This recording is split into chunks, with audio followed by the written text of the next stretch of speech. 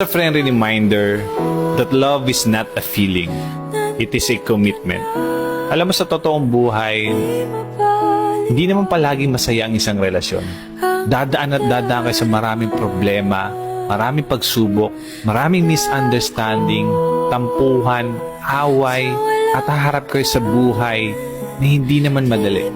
Kakaroon kayo ng sawaan, mawawala yung excitement, yung spark, kasi nasanay naman talaga kayo sa isa't isa. Pero alam mo, sana ang huwag mawala sa inyo is piliin yung mahalin yung isa't isa. Na sana kahit anong pagdaanan yung pagsubok, andyan kayo para sa isa't isa. Lagi niyong pinipiling tulungan, palagan, at mahalin yung isa't isa.